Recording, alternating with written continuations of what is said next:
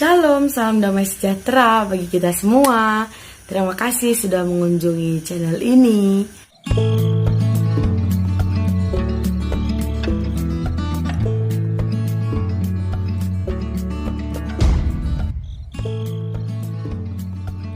Saudara-saudari yang terkasih di dalam nama Tuhan Yesus Kristus, hari ini kita akan bercerita-cerita dengan teman saya tentang meditasi dan apa tujuan serta pemahaman yang harus ada dalam diri seseorang ketika ia melakukan meditasi ala Kristen. Oleh sebab itu, sebelum mendengarkan cerita dari kami, jangan lupa tekan subscribe, like, dan juga jangan lupa meninggalkan komen di channel ini. Terima kasih, selamat mendengarkan. Terima kasih buat teman-teman yang sudah mampir ke channel saya. Hari ini kita kedatangan teman cerita. Bersama-sama dengan kita ada Pendeta Giuseppe. Shalom Bang Giuseppe, apa kabar? Shalom, jua-jua, kabar baik-baik saja. Oke, bersama dengan kita ada abang tingkat saya, abang kelas ketika kuliah. Mungkin supaya lebih baik, lebih jelas, boleh Bang Giuseppe kenalkan dirinya kepada pendengar kita pada hari ini. Selamat malam buat teman-teman semua pendengar channel Tea Tekang yang terkasih dimanapun berada. Perkenalkan, namaku Giuseppe Bangun, asal dari daerah Gunung Sinabung. Saat ini melayani di GBKP Jemaat Lubuk Dalam Klasis Riau Sumbar, Tanah Riau, tempat Tea berasal. Ya, berasa pun itu sudah cukuplah perkenalan dulu secara singkat. Nanti tambahin lagi. Oke, nanti kalau yang mau ngekepoin pendeta cakep ini, nanti aku bikin linknya, link media sosial di bawah. Kalau nomor WA nanti hubungin sendiri link media sosialnya ya. Jadi Bang Giuseppe, supaya jadi pengantar lah dalam percakapan kita. Kan kemarin kami sama Boydo udah ngomong-ngomong tentang corak-corak spiritualitas. Bahwa Boydo kemarin jelasin ada berbagai cara untuk bisa lebih merasakan kehadiran Tuhan dalam kehidupan kita gitu kira-kira ya. Jadi salah satu yang dibilang sama Boydo kemarin adalah corak mistik.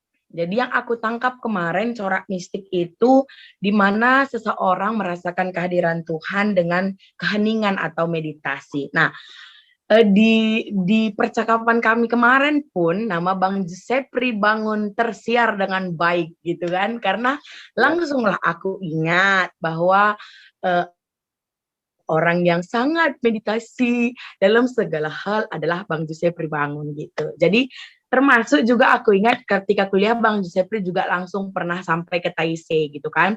Jadi oke lah, aku tanya-tanya Bang Giuseppe kira-kira pengalamannya apa yang Bang Giuseppe tahu dan pelajari tentang meditasi. Nah, sebenarnya Bang apa itu meditasi gitu, karena sering sekali orang salah paham tentang meditasi itu seakan-akan kalau di konteks kami ya di tempat sekitarku kalau dibilang meditasi langsung dibilang gini Bang, hati-hati, siap-siap, jangan nanti ada kerasukan. Kalau meditasi itu salah-salah bisa penengkingan apa semua gitu. Jadi pernah aku bawa meditasi itu sampai nyediain 2 pendeta karena ketakutan ada yang kesurupan. Padahal aku 5 tahun di UKDW ngikutin meditasi itu nggak ada yang kesurupan kan gitu. Jadi yang ada tidur. Iya, kok jadi beda gitu. Jadi maksudku supaya teman-teman pendengar dan akulah secara pribadi lebih jelas apakin itu meditasi menurut Bang Giuseppe. Ya, terima kasih Bu Pendeta. Ini salah satu topik yang gampang-gampang sulit karena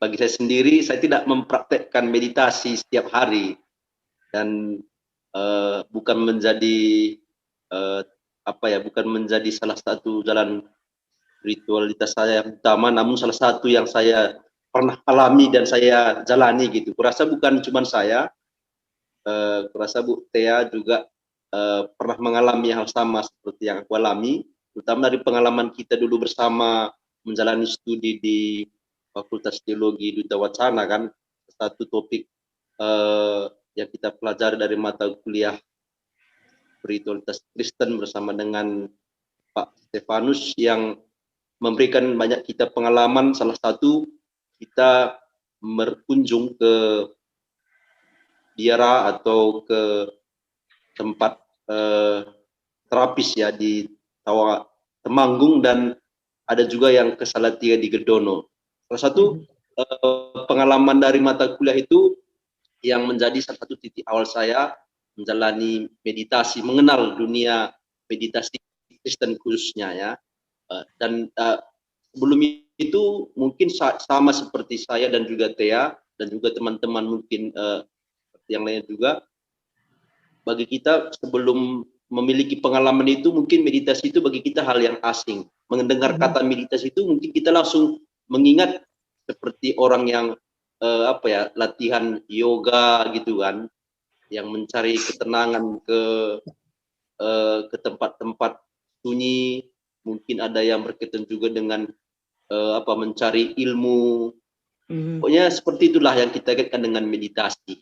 Padahal setelah kita belajar kan dan juga kita alami sendiri, ternyata meditasi itu sendiri juga ada di dalam kekristenan dan justru sudah menjadi tindak laku atau sebuah tindakan jalan spiritualitas yang dihidupi oleh gereja dalam sepanjang abad hingga saat ini. Dan berdasarkan buku yang sudah kalian bahas kemarin bersama dengan Pendeta Boido kan, dengan Bang Boido, tentang buku dari Dale Cannon tentang 6 jalan spiritualitas, salah satu berkaitan dengan jalan mistik ya. Dan juga ternyata di buku lain yang juga sudah saya baca, dan mungkin juga teman-teman sudah pernah membaca di tulisan Pak Yowas di Labirin 2 tentang 9 tipe spiritualitas. Ternyata itu ada kemiripan dengan buku dari Dale Cannon, yang juga ada tipe asketis yang mengasihi Allah melalui keheningan dan kesederhanaan. Buku ini ditulis oleh Gary Thomas ya, mungkin sudah juga teman-teman tahu, Sacred Pathways. Dan ini memiliki kesamaan dengan Dale Cannon, ada kemiripan. Dan yang sudah saya bilang tadi bahwa tipe asketis inilah yang mirip dengan jalan spiritualitas mistik di dalam tulisan Dale Cannon. Dan prakteknya yakni bermeditasi. Seperti yang saya tadi tanyakan, apa itu meditasi? Intinya yang saya pahami dan juga sudah rasakan yakni ketenangan, keheningan. Tetapi apa perbedaan meditasi Kristen dengan meditasi yang lain ya?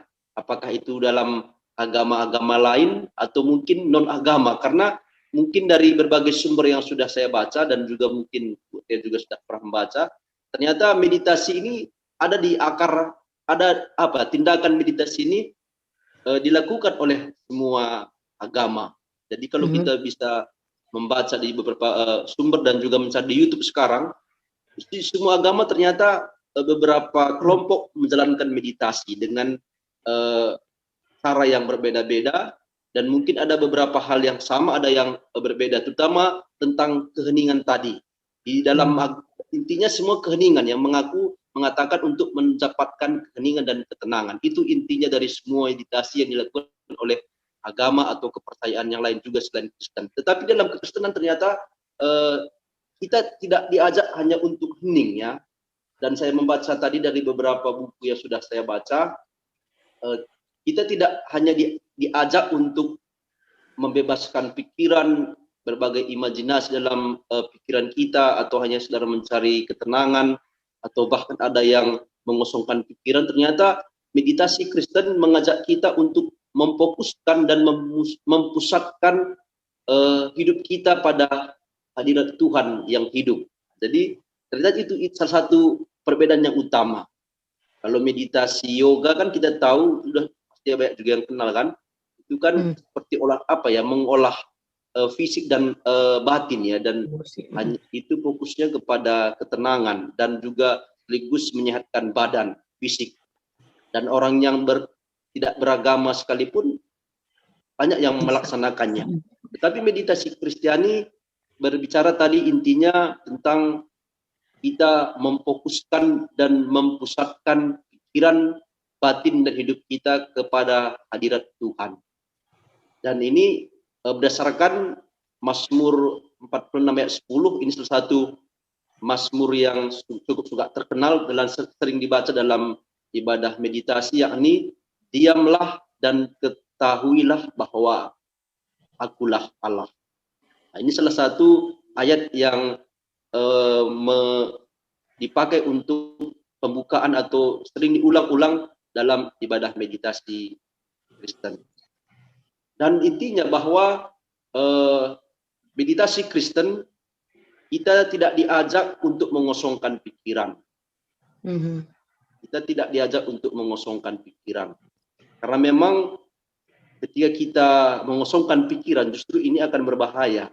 Ini nanti mungkin di pertanyaan berikut selanjutnya nanti. Tapi yang saya paham, yang sudah saya baca dan juga saya pahami, dan juga pengalaman saya sendiri, ini berbicara tentang mendengarkan suara Tuhan. Ya, mendengarkan suara Tuhan. Meditasi salah satu sarana untuk mendengarkan suara Tuhan dalam setiap batin dan hidup kita.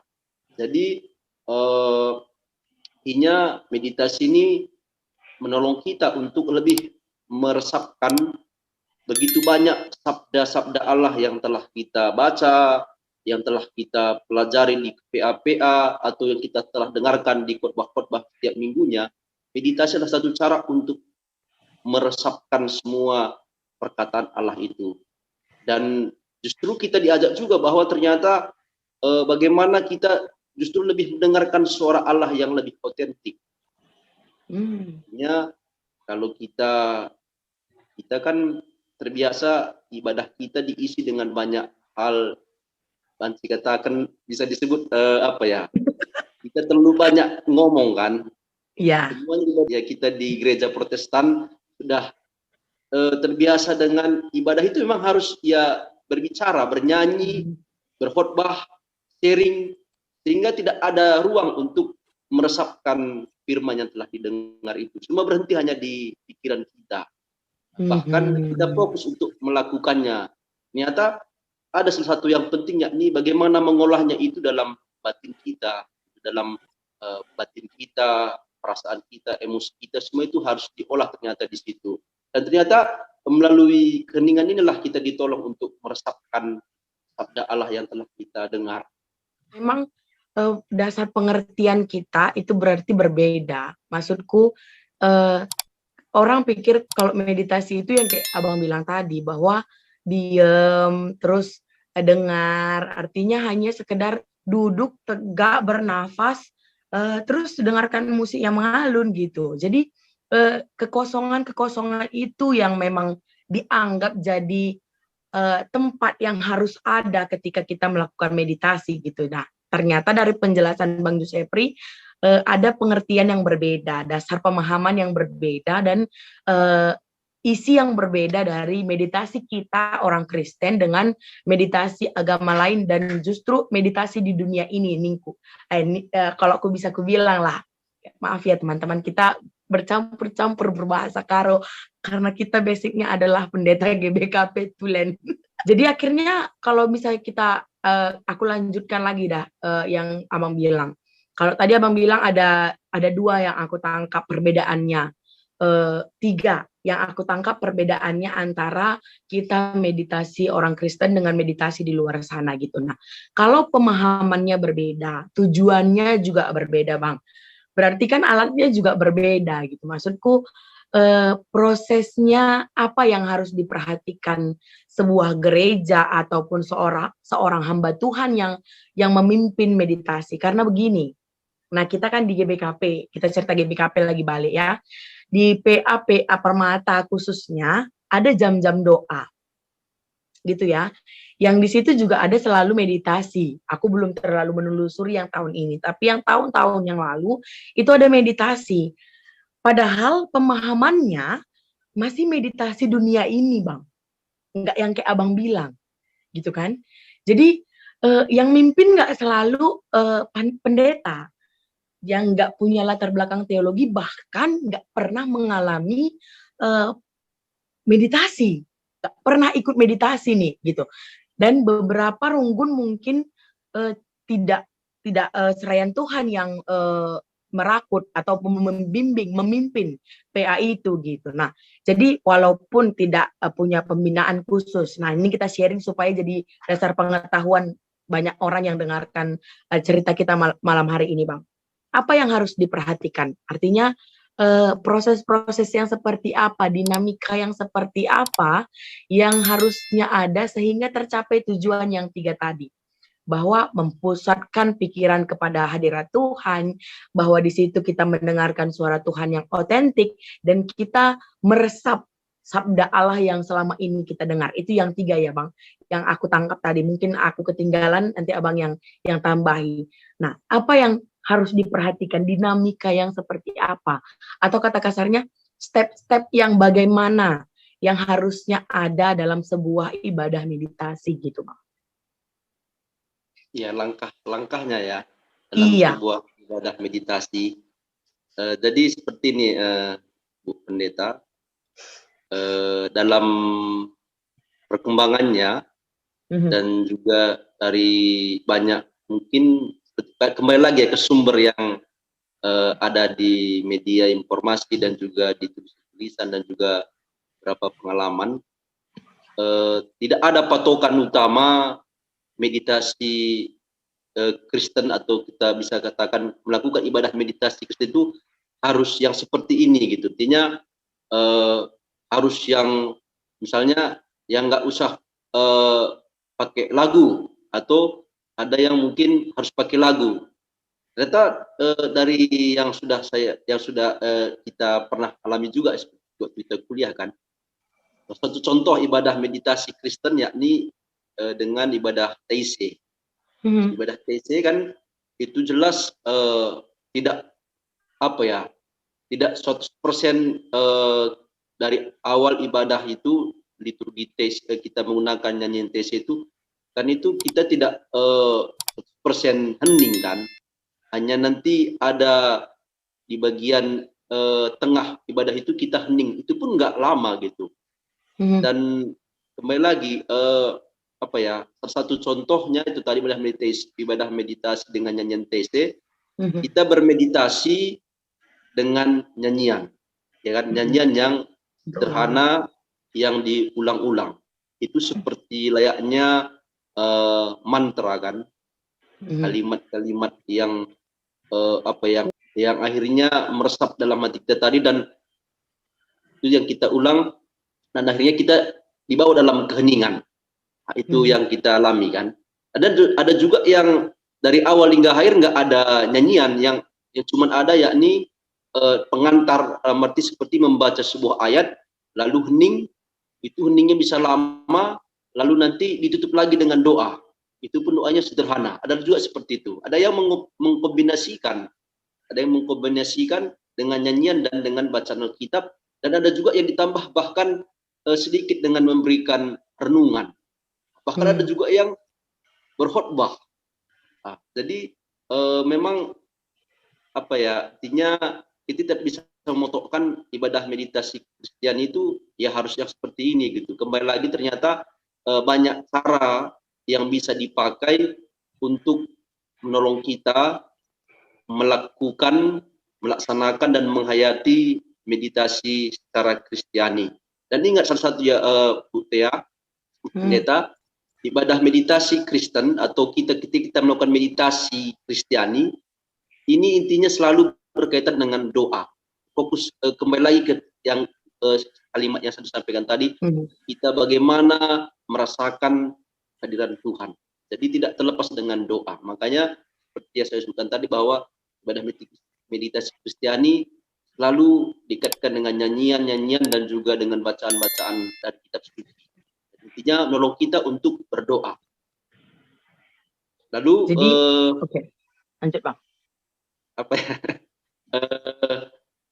Ibadah meditasi Kristen yang awal, yang dari buku Spiritualitas Kristen yang mungkin Bu Tia juga punya, mungkin bisa dibaca juga kan. Dan juga kemarin kembali membaca, dan juga didalilkan juga disebutkan meditasi Kristiani salah satu yang awal yang diwariskan oleh dari para pertapa, yakni kita sebut juga sebagai pertapa di padang gurun kan, ingat kan sejarah Kristen yang mereka tinggal di padang gurun, yang juga nanti menjadi bapak-bapak padang gurun dalam spiritualitas dan sejarah gereja kan. Mereka melakukan meditasi Kristiani dengan sendiri-sendiri kan di tempat-tempat di beberapa tempat di padang gurun itu, apakah mereka sendiri atau bersama-sama, dan mereka mempraktekkan meditasi Kristiani dengan mengucapkan doa Yesus. Mereka hanya menggunakan kalimat yang doa yang diulang-ulang, contohnya yakni Tuhan Yesus Kristus Anak Allah, kasihanilah kami. Itu saja yang diulang-ulang. Mereka tidak ada bernyanyi bahkan. Itu saja mereka ulang, ya, Tuhan Yesus Kristus Anak Allah, kasihanilah kami. Atau mungkin ditambahi lagi, Tuhan Yesus Kristus Anak Allah yang Maha Kasih, kasihanilah kami. Itu aja yang mereka ulang-ulang dan menolong mereka untuk bermeditasi yang membawa mereka pada keheningan. Aku tangkap yang Abang bilang ya. Artinya aku jadi berpikir seperti ini. Sama seperti liturgi-liturgi yang lain dan ibadah-ibadah yang lain yang selalu berkembang, yang selalu memakai kreativitas untuk menjalankan ibadahnya. Artinya Abang nggak kasih tahu lah apa jenis-jenisnya, itu bisa kita searching dimanapun. Tapi walaupun itu bisa kita searching nama-nama liturgi ataupun metode-metode ibadah meditasi gitu, tapi yang ingin kita tahu adalah dasar pemikirannya. Artinya aku tangkap dari Abang, apapun metodenya, apapun bagaimanapun kita kreativitasnya menyusun sebuah liturgi ibadah meditasi, bagaimanapun yang kita lakukan, tujuan yang 3 tadi tidak terlepas gitu. Maksudku ya Bang. Artinya ya, dan memang beberapa kelompok orang yang tidak bisa diam aja, termasuk saya Bang. Kalau Abang bikin yang kayak bapak-bapak di gurun, hanya diam, saya bisa tertidur gitu ya kan. Karena saya tidak tipe mistik secara murni gitu. Jadi memang dilihat juga kondisinya, orangnya gitu. Tapi yang aku tangkap, semoga aku tidak salah, metode yang manapun, liturgi yang seperti apapun, sekreativitas apapun kita, keheningan, ketenangan, dan 3 tujuan tadi tidak terhilang. Begitu kira-kira Bang Ju? Ya benar Bu Pendeta. Tapi ingat ya Bu Pendeta. Iya. Gimana Bang? Kalau kita ingin melaksanakan ibadah meditasi, apakah secara kelompok atau pribadi, sama kalau kelompok pasti harus lebih artinya agak mirip lah dengan liturgi kita kebaktian minggu atau kebaktian PA gitu ya. Tapi intinya liturgi ibadah meditasi haruslah sederhana. Intinya labansi lepedah kita besang rana bagelah, gak perlu terlalu banyak ngomong, gak perlu kita terlalu banyak menjelaskan seperti berkhotbah. Justru kita membaca Alkitab itu pun kurasa nggak perlu lagi diterangkan apa makna ayat Alkitab yang dibaca itu. Justru biarkanlah setiap pribadi mendengar dan meresapkan dan mengolah setiap kata itu dalam hatinya. Nggak usah lagi dijelaskan ini seperti ini, dan justru itu kan mengaburkan. Itu kan tidak lagi membawa keheningan kan. Justru membuat capek. Justru tadi bahwa apapun metodenya, intinya ibadah meditasi Kristen itu liturginya haruslah sederhana dan menolong kita untuk hening, itu aja. Terima kasih sudah mendengarkan cerita-cerita dari kami. Semoga bermanfaat, menginspirasi, dan juga menguatkan kita semua. Tuhan Yesus memberkati.